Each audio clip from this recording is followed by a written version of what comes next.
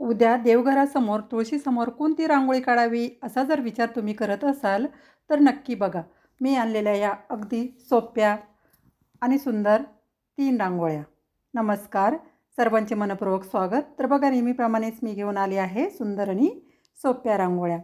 आता पहिली जी रांगोळी आहे बघा, लक्ष्मीच्या पावलांची रांगोळी आहे. तर उद्या मंगळवार आहे, त्यासाठी ही रांगोळी आहे बघा. आणि खूप साऱ्या ताईंची मला कमेंट आलेली की तुम्ही लक्ष्मीच्या पावलांच्या वेगवेगळ्या रांगोळ्या दाखवा. तर त्यासाठी सुद्धा ही रांगोळी, त्या ताईंसाठी ही रांगोळी अगदी खास आहे बघा. आता वरून मी एक गोल अर्धगोल काढून घेतलेला आहे. आता तुम्हाला येत नसेल हाताने तर डिश ठेवून काढून घ्यायचं आहे. आणि मध्ये आपण लक्ष्मीची पावलं काढून घेतलेली आहे. जसं आपला इंग्रजी 7 अंक असतो ना, त्याप्रमाणे काढायचा आहे बघा.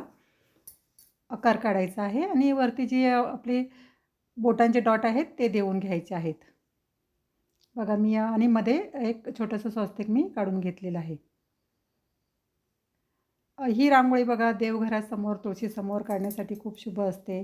लक्ष्मीची पावलं आपण रोज दरवाजासमोरसुद्धा काढतो. तर त्यासाठी ही रांगोळी अगदी खास आहे बघा. आणि कमळ काढलेलं, जसं की लक्ष्मीला कमळ प्रिय आहे, मी प्रत्येक रांगोळीमध्ये सांगत असते.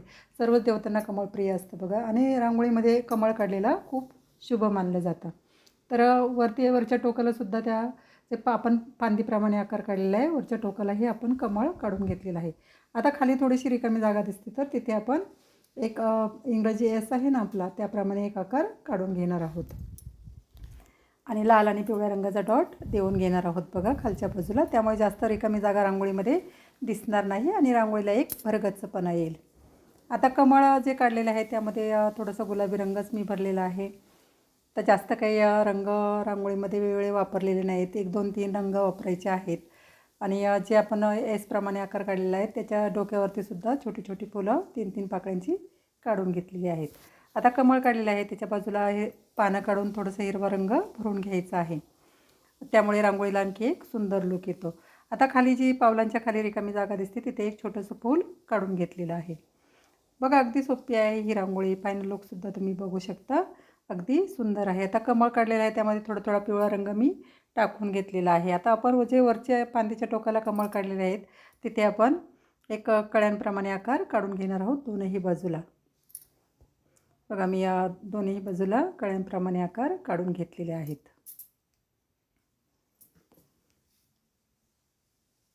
अगदी सोपी आहे बघा आणि खूप सुंदर दिसते. तुम्ही जर ही रांगोळी देवघरासमोर किंवा दरवाजासमोर काढली तर अगदी छान दिसते बघा. आणि अगदी नक्कीच तुमचं जाणारे येणारे कौतुक करतील की रांगोळी सुंदर काढली आहे म्हणून. आता आतल्या बाजूलासुद्धा एक एक कळी काढून घेतलेली आहे बघा. फायनल लूकसुद्धा तुम्ही बघू शकता, अगदी सुंदर आहे. तर 2 नंबरची रांगोळीसुद्धा त्या रांगोळीप्रमाणेच आहे बघा. आता उद्या मंगळवार आहे तर त्यासाठी आपली गणपती बाप्पाची मी इथे रांगोळी काढलेली आहे. तो वरती एक आपण अर्धगोलच काढून घेतलेला आहे फांदीप्रमाणे. जशी वाकलेली फांदी असते ना त्याप्रमाणे एक आकार काढायचा आहे. आता इथे आपण मधोमध त्या फांदीच्या जास्वंदाचं फूल काढून घेणार आहोत, जे आपलं गणपती बाप्पाला प्रिय आहे बघा.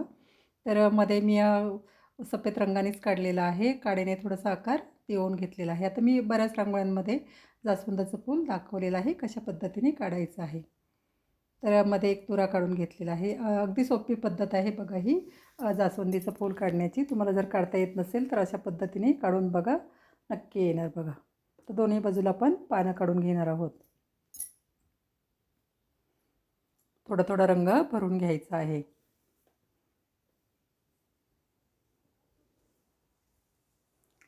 आता मध्ये जी रिकामी जागा दिसते तिथे थोडेसे कळ्यांप्रमाणे आकार काढून घ्यायचे आहेत.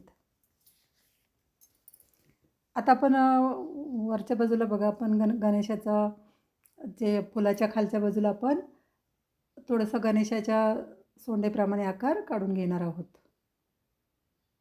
आणि कानाचा आकारसुद्धा काढून घेणार आहोत बघा. ही सुद्धा रांगोळी अगदी सोपी आहे बघा. उद्या मंगळवारसाठी अगदी शुभ आहे. तुम्ही तुळशीसमोर देवघरासमोर ही रांगोळी पाटावर काढून ठेवायची आहे. जमिनीवर ही रांगोळी काढायची नाही, पाटावर काढायची आहे बघा.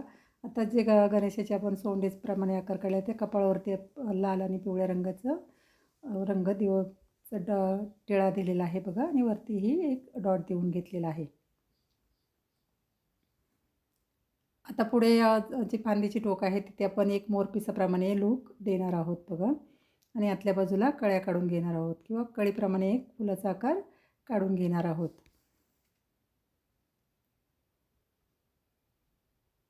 दोन्ही बाजूला एका बाजूला एक तुऱ्याप्रमाणे आकार आणि एका बाजूला कळीप्रमाणे आकार मी काढून घेतलेला आहे. अगदी सोपी आहे बघा ही रांगोळी. अगदी पटकन होणारीच आहे. जास्त काही या रांगोळीला सुद्धा वेळ लागत नाही. आता खालच्या बाजूला जी रिकामी जागा दिसते तिथे आपण एक समईप्रमाणे आकार काढून घेणार आहोत.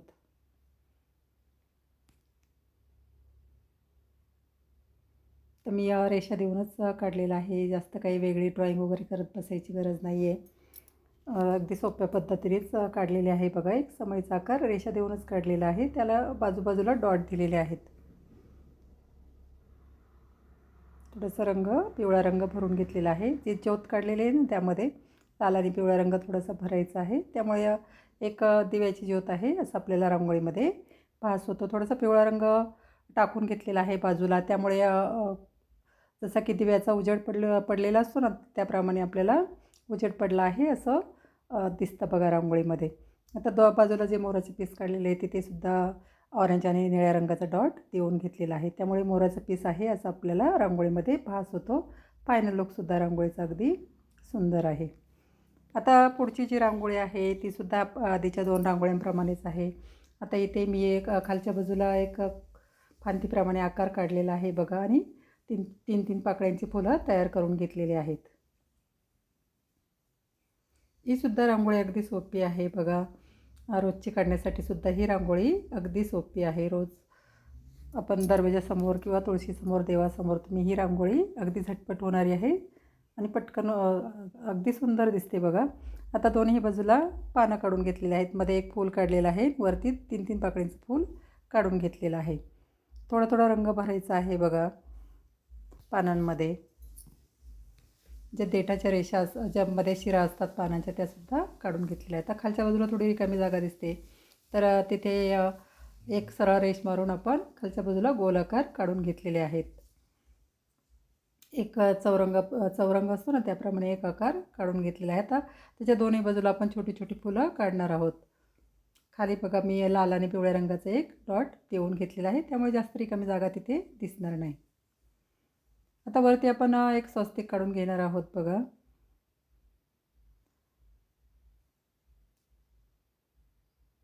जे आपलं शुभचिन्ह असतं ना ते काढून घ्यायचं आहे. आता दोन्ही बाजूला एक कळ्यांप्रमाणे आकार काढायचे आहेत बघा. हिरव्या रंगाने मी फांदीप्रमाणे एक आकार काढून एका बाजूला आपण पान काढणार आहोत आणि एका बाजूला कळी काढून घेणार आहोत. अगदी सोपी आहे बघा ही रांगोळी. तुम्हाला जर माझ्या रांगोळी आवडत असतील तर नक्की लाईक करा, शेअर करा. सबस्क्राईब केलं नसेल तर नक्की करा. तुम्ही जर नवीन असाल तर नक्की माझ्या सान्वी आर्ट 1 या चॅनलला नक्की भेट द्या. मी रोज नवीन व्हिडिओ टाकत असते बघा. एका व्हिडिओमध्ये 3 ते 7 पर्यंत रांगोळ्या असतात. अगदी सोप्या छोट्या छोट्या रांगोळ्या दाखवलेल्या असतात.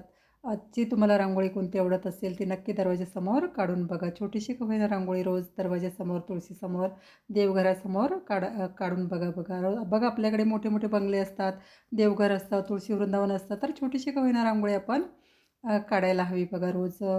तर एक निगेटिव्ह ऊर्जा असते ती आपल्या घरात येत नाही रोज रांगोळी काढल्याने. आणि जो येणाऱ्या व्यक्तीचं मनसुद्धा प्रसन्न होतं. त्याच्या मनात वाईट विचार असतील ते सुद्धा निघून जातात. अशाच नवीन रांगोळीसाठी भेटूया पुढील भागात. धन्यवाद.